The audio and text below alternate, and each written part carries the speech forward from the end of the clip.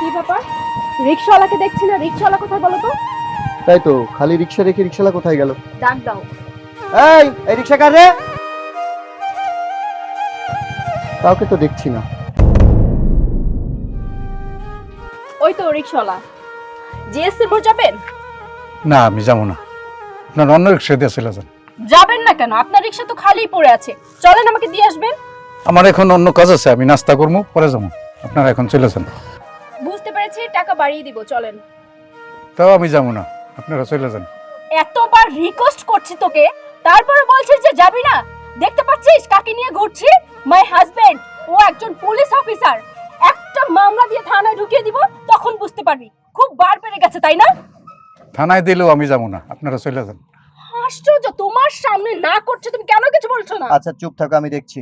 এই, মুখ ঢেকে রেখেছিস কেন? চোর ডাকাতি করিস? আমাকে দেখে বুঝতে পারছিস না? আমি কিন্তু থানায় নিয়ে যে এমন পেদান পেদাবো, চুরি করা ডাকাতি করা বের করে দাও। মুখ ঢেকে রেখেছিস কেন? মুখ খোল, মুখ খোল।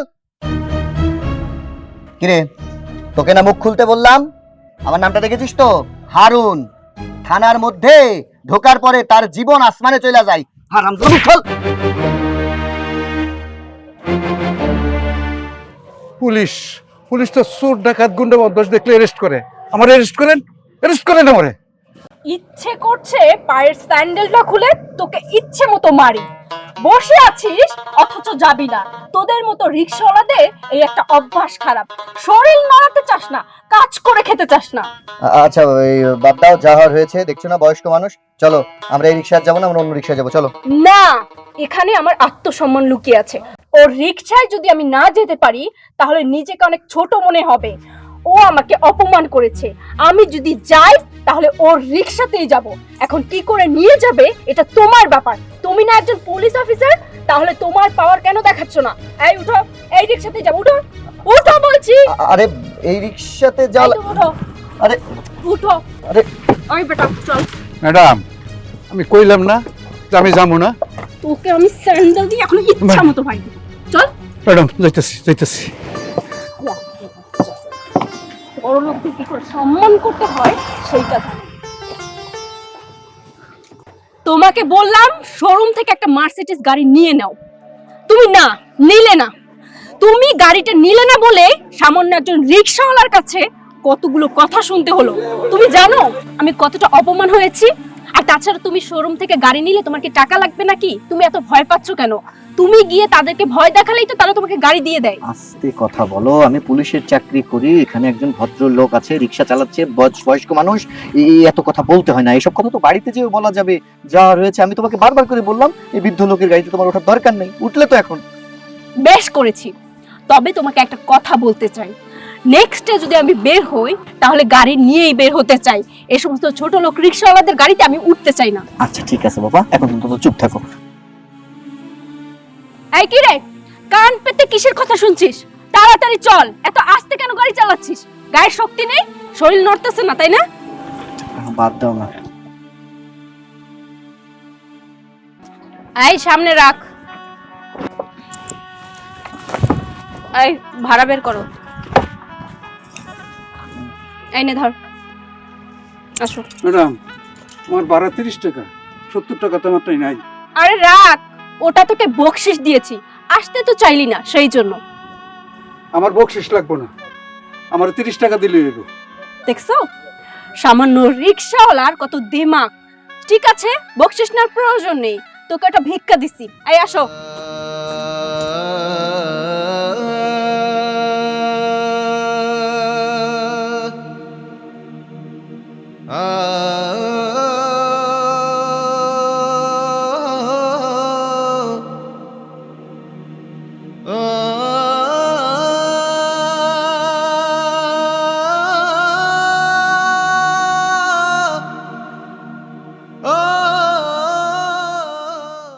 আব্বা রিক্সা চালাইতে গেছে, তোমরা কেউই দেখো নাই।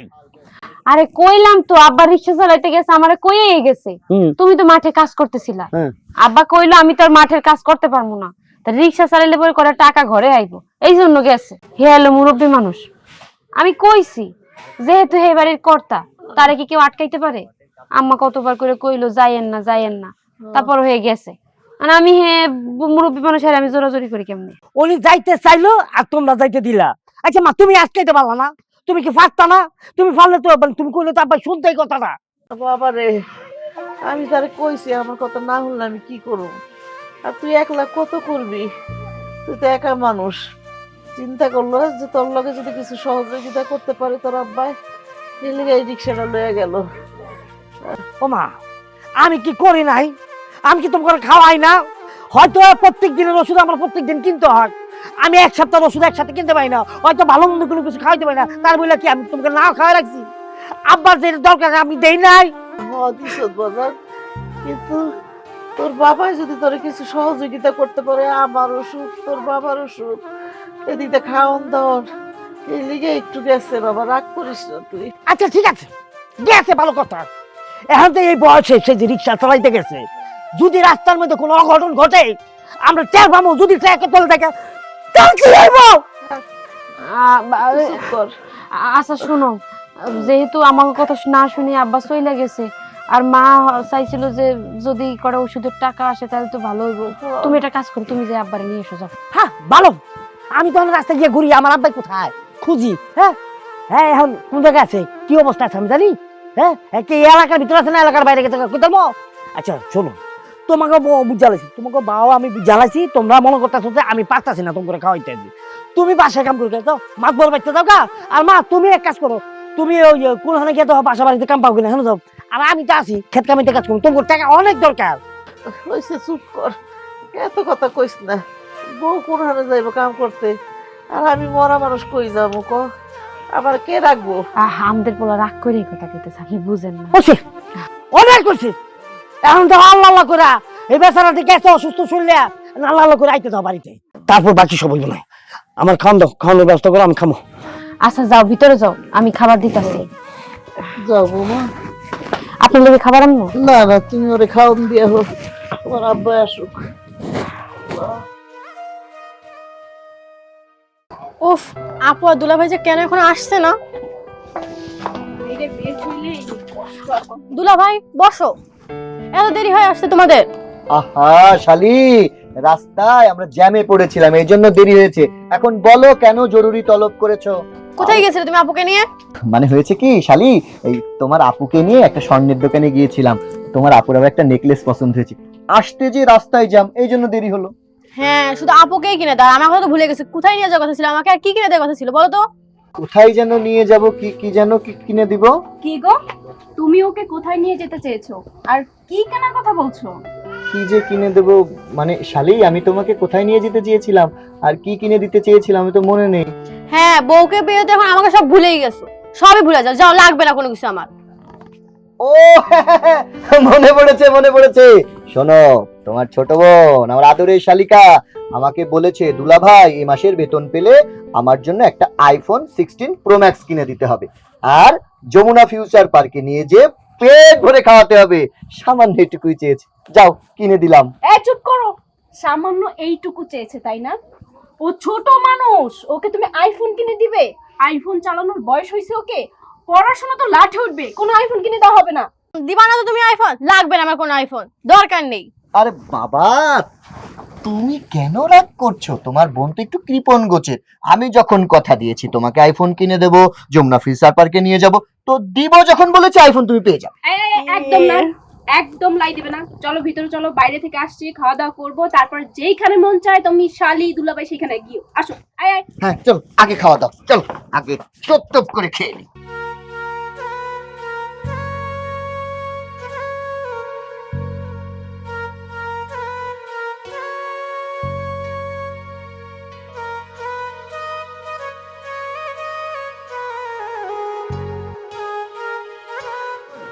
শরীরটা তো কেমন মনে হয়? এই তো ওরকমই আছে, তুমি এত দেরি করলা কে? আব্বা কি ব্যাপার আব্বা, তোমার চেহারা এরকম বলেন কেন? কি হয়েছে, তোমার শরীর কেমন করছে? বাবা রে, হ্যাঁ? আজকে তোর ভাই হারুনের লগে দেখা হয়েছিল। ক কি হারুনের লগে দেখাইছি তো বাড়িতে নিয়ে আইবে না? এই মু, আমি পানি খাইতেছিলাম, তোর সাথে একটা সুন্দরী, খুব সুন্দরী মায়া মানুষ, আমার মনে হয় বিয়া করছে, আমার রিক্সা দিয়া যাইতে চাইছিল। আমি না করুনে আমার সাথে খুব চেঁচাচেতি করলো, এমনকি আমার জুতা লয়ে উঠছে মারুনের লেগে। ওদেরকে আমি নিয়ে যাই নাই, তারপরে জোর কইরা আমার নিয়ে গেছে। হারুনের সামনে তোমার জুতা দিয়ে মারতে চাইছিল, হারুন কিছু কয় নাই? না, ও কিছু কয় নাই। ওর বাপ ওর জন্মদাতা পিতারে জুতাটা বাড়ি দিব, আরে আমার সামনে দিব তো আমি রক্ত ছিঁড়া কাউয়ারে দেখা দিব, আর কইটা ছিঁড়া ভাগা দিয়ে দিব আমি। তুমি খালি ওর ঠিকানা না তো, ওই কই থাকে আমি দেখাই দিতেছি। কার বাপের গায়ে ওই জুতাটা মারতে চাইছিল আমি হলে দেখো। আমার বাপেরে, আমার বাপেরে কোন মাইয়া বলে জুতাটা মারবো, আর আমার ভাই হইয়া তুই আমার বাপেরে মারবো আর তুই কিছু কবি না? হ্যাঁ, ওই কোন জায়গায় থাকে আমার খালি কর। কি কও তুমি? হারুন রে আব্বা খুঁজে পাইছে? হ্যাঁ, আব্বার লগে দেখা হয়েছে, আব্বার লগে দেখা হয়েছে, কিন্তু আব্বা পুরো কথা কইতে পারতেছে না। আব্বারা নাকি মারতে আইছে। কি কও? হারুন আমাকে আব্বারে মারতে গেছে? এটা কেমন কথা? হারুন না, তাইলে সাথে একটা মায়া মানুষ ছিল, সুন্দরী, মনে হয় বিয়া করছে। দেখছো? ওই মায়াটা আমার জুতা লয়ে উঠছে মারুনের লেগে। হারুনের সামনে আপনারে জুতা লয়ে উঠছে, হারুন কিছু কয় নাই আব্বা? ও কিচ্ছু কয় নাই মা, ওই মেয়েটারে কিচ্ছু কয় নাই। আমারে না চিনার ভান করলো, যেমন মনে হয় আমার উচিত নেই না। কেটে আইসা 100 টাকা দিলে তো আমার হাতে দিয়া চইলা গেল।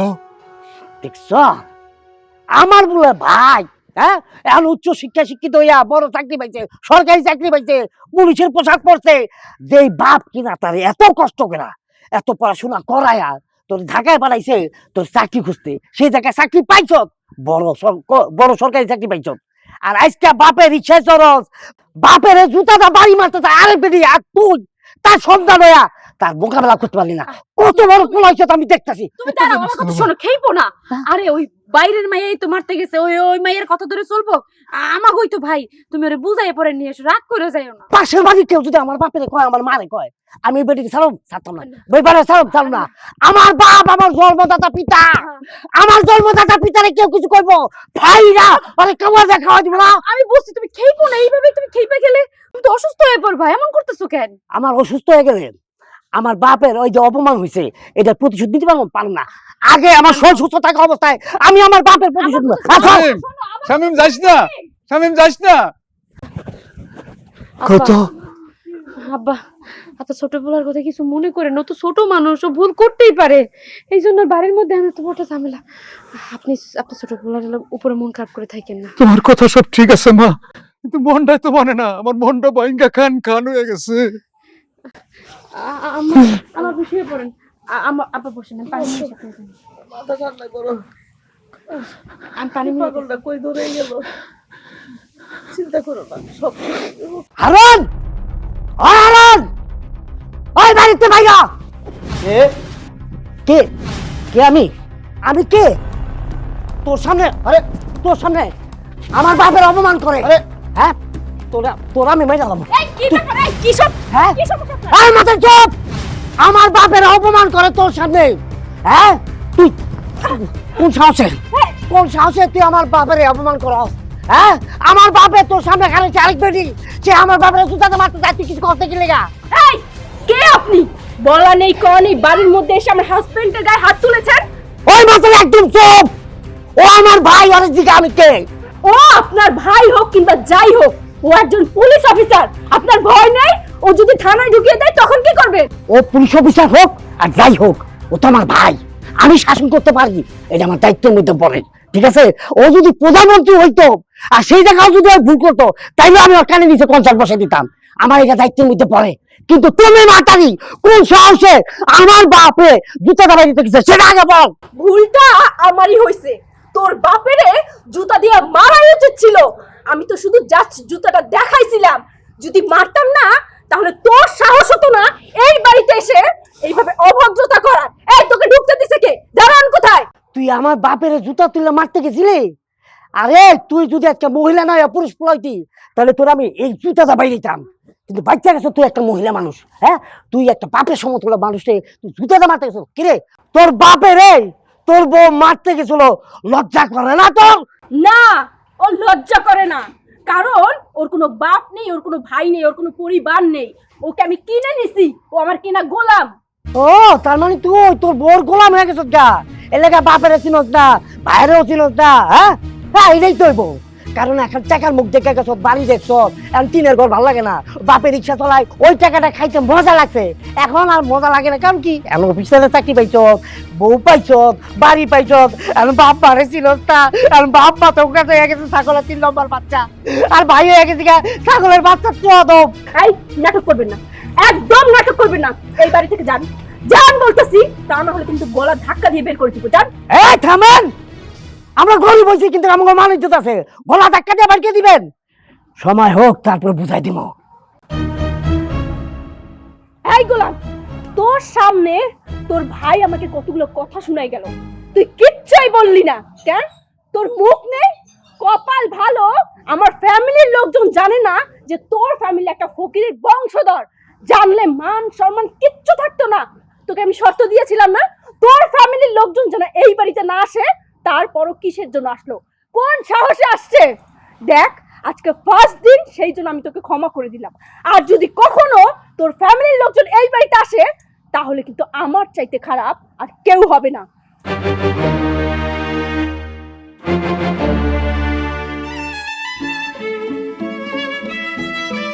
না না, আমি ভুল করছি। আমি এই সামান্য একটা চাকরির জন্য যেই পিতা আমারে জন্ম দিছে, সেই পিতারে আমি আমার বউরে দিয়ে জুতা তোলাইছি। আমার রক্তের ভাই আজকে আমার বউয়ের কাছে অপমানিত হয়েছে। না না, এটা হইতে পারে না। লাগবো না আমার এত দামি পোশাক, লাগবো না আমার চাকরি, আমার বাপ ভাইয়ের অপমান আমি কিছুতেই মানব না, কিছুতেই না। বৌমা, আমার এই বড় পোড়াটা আর এই ছোট পোড়াটা মারামারি কেমনে জানি কি কইরা ফালায় আল্লাহ জানে, জানি না। আমার তো খুব ডর লাগতেছে মা। আম্মা, হ্যাঁ আমারও তো ভয় করতেছে। হ্যাঁ আপনার বড় পোলা তো পাগলা টাইপের, হ্যাঁ কি না কি কইরা বসে, আমার তো ভয়ই লাগতেছে অনেক। হ্যাঁ, আমার হারুন একটু পাগল টাইপ। আল্লাহ, কি হলো আবার? কি হয়েছে রে বাজান? ও বাবা, কি হলো, কান্না কি হয়েছে? করতেছো কেন? কাঁদতেছো কে? আমি নিজের হাতে নিজের ছোট ভাইদের আজকে মাইরাইছি, আল্লাহ, কি করলি? যে ভাইদের আমি এত ভালোবাসতাম। তোমার না নিষেধ করলাম, তুমি রাগ করে হইনা যাইও না, তুমি গেলা কেন কও তো? আমার বাপেরে ওর সামনে আরেক মাইয়া জুতাটা বাইরেবো, আর আমি এটা শুনো কানে আইবো, আর আমি কিছু করবো না, তা দেব না। আসলে খুব কষ্টের কথাই, কিন্তু কিছু করার নাই, আমার ভাগ্যটাই খারাপ। আমি কই কি, তুমি তোমার ছোটবেলার লোকের রাগারাগি না করলেই পারতা। ও যেহেতু আর আমাকে সংসারের মধ্যে নাই, ও নতুন করে মনে বিয়া শাদী করছে। বিয়া করছে? আমার জিগায় ও বিয়া করছে তো। ও যেটা করছে ঠিক কামটা করছে, কে? উচিত কাম করছিস তুই। হ্যাঁ, ও বিয়া করছে, ওর বউর পিছে পিছে ঘরে, আমি ওরা মারি, ওর বউর আসলে গিয়ে পলায়, আমি ওরা দৌড়াই, ওর বউর আসলে গিয়ে দৌড়ায়। হ্যাঁ, ও তো এখন বউ ভক্ত হয়ে গেছে গা। ওরে এত শিক্ষিত করছো, এখন সে অনেক উপর লেভেলে পুলিশের অফিসার হয়েছে, অনেক অফিসার, ওর কি করে জানি অনেক বড় অফিসার হয়েছে। এখন বাপ মা চিনে না, বউ চিনে, ও বউ পাগল পোলা হয়েছে। তুমি আমার কথা বোঝার চেষ্টা করো। ও যেহেতু আমার সংসার নিয়ে ভালো থাকতেছে, ওকে সংসারে আমাকে ঝামেলা করার কোনো দরকার আছে কও? কোনো দরকার নাই। তুমি ঠান্ডা হও, আব্বার লগে যা হইছে হইছে, আর আব্বার ওইনে যাওয়ারও দরকার নাই। আচ্ছা ধরো আমি ঠান্ডা হয়ে গেলাম, ধরো আমি ঠান্ডা, কিন্তু আমার বাপের যে অপমান করছে এটা ফিরে তোর দেবো? এখন ও ছোট মানুষ, এখন ও ভুল কইরা ফেলছে, এটা তো তোমাকে বুঝতে হইব। তুমি বড় হয়ে যদি ছোট মানুষের ভুল ধরে নিয়ে বসে থাকো তাহলে কি হয়? শাসন তো কইরাই আইছো, এখন একটু ঠান্ডা হও। হ্যাঁ, শাসন করেছি আব্বা, শাসন করেছি। যা হওয়ার হয়েছে। ওর বাইরে যদি হাত দিয়ে ভাঙতে পারতাম না, ওর আমি আমার শান্তি পেতাম। আমার আর কলিজাটা কিছু তো হইছে না তো, থাম, থাইমা যাইবার। হ্যাঁ বাবা, যে যেরকম ভাবে থাকতে চায় ওর ওইভাবেই রাখ। আমগো যাওয়া দরকার নাই, আমরা গরিব মানুষ, আমরা গরিবের হালেই থাকি। আর আল্লাহ ওরে ভালো রাখুক। ভালো রাখুক। হ্যাঁ, তুই বড়, তুই দোয়া কর, কষ্ট পাইস না বৌমা। আমার পাগলাটারে ঘরে নিয়ে যাও, চলো মাথাটা একটু ঠান্ডা ঘরে চলো। একটু গরম পানি দাও। বলছেন তুমি দেখছো কে? কে দেখো? এইসব কথা বলা আমার শরীর নেই, সে দেখো।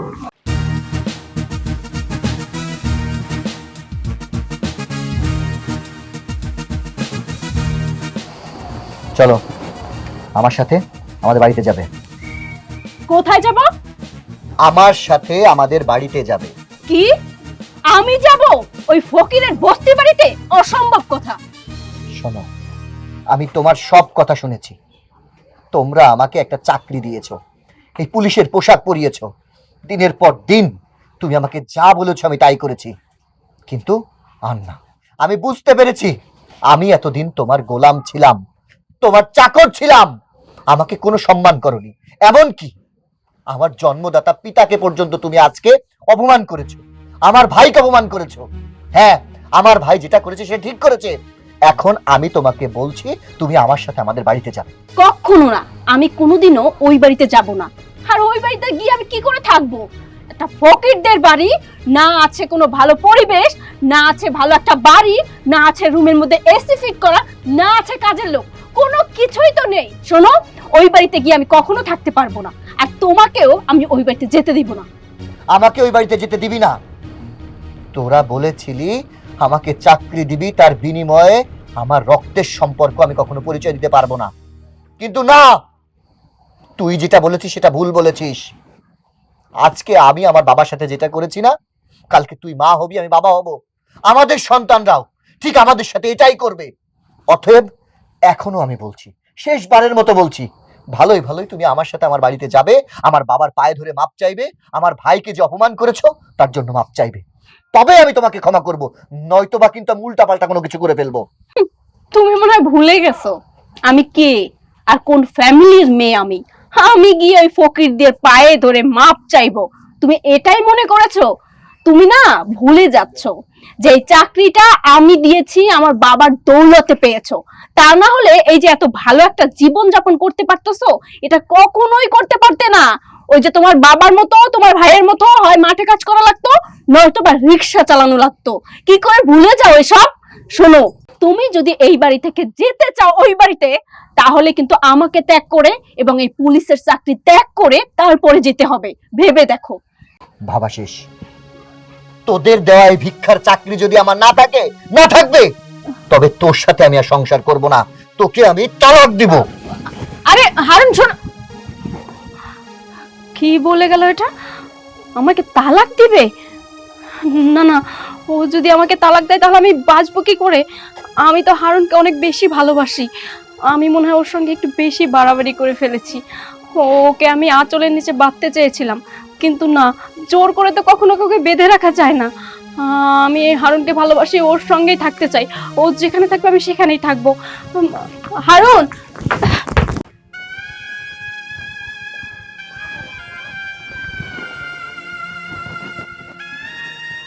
মা, ও মা, রে মা, আমি হারুন। হারুন, তুই আইছো বাবা? হ্যাঁ, তোর আইতে মন চাইলো। হ্যাঁ, মা, ভাইজান কই? ভাইজান তো দেখতেছি না। আব্বা কই? তোর ভাই যারা আছে। কি রে, তুই আমার বাড়িতে কাল? ও, তুই ওখানে মারতে পারস না, এমন মারতে তোর আজকে খাওয়ালাম কাঁচা। লাজ দেখো, লাজ দেখো। ওর মাই গেলাম, ওর মাই গেলাম। তোর কোন যাচ্ছে রে কাটতো? কি শুনবো? কি হইছে? হ্যাঁ, ও ওখানে মারছি দেখা। ভাইজান, ভাইজান, আমি তোমার পায়ে ধরি ভাইজান, আমি বুঝি নাই, আমার ভুল হয়ে গেছে, তুমি আমারে মাফ করে দাও ভাইজান, তুমি আমারে মাফ করে দাও ভাইজান। আরে আমার কাছে কেন মারছ?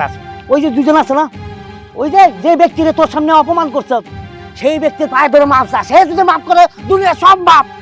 আব্বা, আব্বা, আমি অন্যায় করছি, তুমি আমার মাফ করে দাও আব্বা, আব্বা তুমি আমার মাফ করে দাও। শোন, আমি তোরে ছোটকাল থেকে নিজে না খাইয়া তোরে খাওয়াইয়া লেখাপড়া করে বড় করেছি। সেই জায়গার মধ্যে তোর সামনে এই মেয়েটা জুতালে উঠলো পরে পিটাইতে, তুই একটা কথা কইলি না, তোরে কেমনি মাফ করবো আমি? বাবারে, তোর বাপ কত কষ্ট করে তখন পড়ালেখা করে মানুষ করছে, আমি কত কষ্ট করছি, আর শেষ মাসে তোর এই বউ তোর বাবার জুতা মারতে যাইতেছে, আর তুই দেখেও কিছু কষ্ট নাই। তুই কিভাবে সম্ভব হইলো তোর? ক, তোর তো বিচার করা উচিত ছিল। তোর বাপ আগে না বউ আগে? ক, বিচার কেমনে করবো? আছে কিছু মুখে বলতে পারবো? নাই।